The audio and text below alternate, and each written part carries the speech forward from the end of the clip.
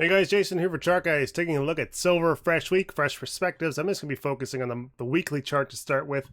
We've got a pretty substantial pullback, and this was an expected pullback because our RSI on the weekly time frame was very hot. We had a big volume climax candlestick. We saw a big red week to follow, and today we had a pretty substantial bounce. So really it comes down to what has happened inside this action, inside this bounce candlestick, and what can we expect to come out of it.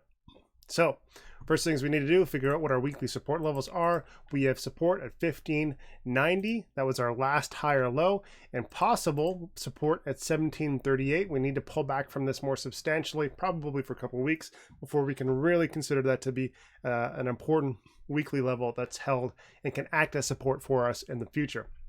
But overall, pretty healthy chart at the moment. RSI is a little concerning at 66.55. I'd like to see at least another week or so of consolidation to get that down before we want to see bulls make an attempt, if and when they do decide to do that. Lose 1738.2, and our next support, as I said, 1590.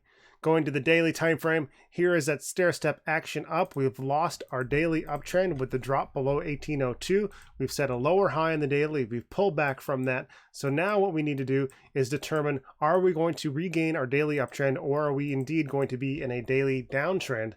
If we get under 1845 and pull back to the downside, that will confirm that we are in a new daily downtrend, and we'll be watching and playing that accordingly, ultimately looking for trend changes in the sub time frames to determine whether or not that's going to correct.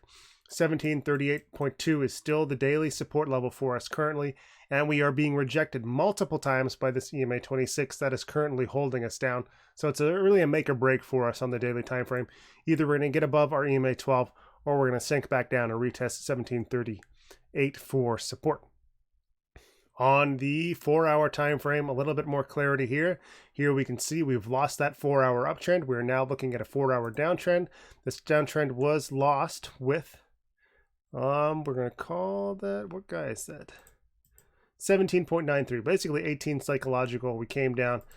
And you could probably make an argument for 1783, but the fact remains we've lost that 4-hour uptrend. We're no longer setting higher highs, higher lows. In fact, we've got a lower high and a lower low and potentially a lower high right here. So bulls need to get over the 4-hour EMA 26. Currently, this high as resistance 17.983, and we see the higher lows are coming in on the 4-hour candlesticks, getting tighter ranges. So we're going to see what's happening here on the hourly and 15-minute time frame to give us a little bit of an indication what is going to happen here in the short term. But if we do break bear, we have that support 1738, and that is pretty much all we have until we're down at the 1590. We could go back here and make a case for 1683, but I think more likely at this point you're going to be looking for your oversold RSIs to come in and find new supports, just like we saw happen on this candlestick. We dropped below 30, bounced, and established a new support. That's how new support levels are carved out. It's not always historical levels. Sometimes we have new price discovery,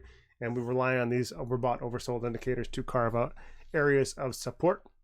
Jumping to the hourly time frame now, we can see that we have an area of double top resistance. I'm just going to go back and adjust this chart here, and it is 17.983 that we need to focus on, but I just want to set up this visual representation.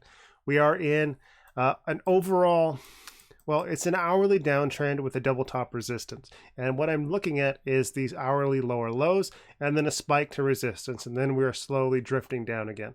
So I would consider us to need to hold 1773 and then look for a break to the upside of 1798. This is the range that I would be concerned about. And if we go back to that 4-hour time frame, we can see how that sort of fits in together.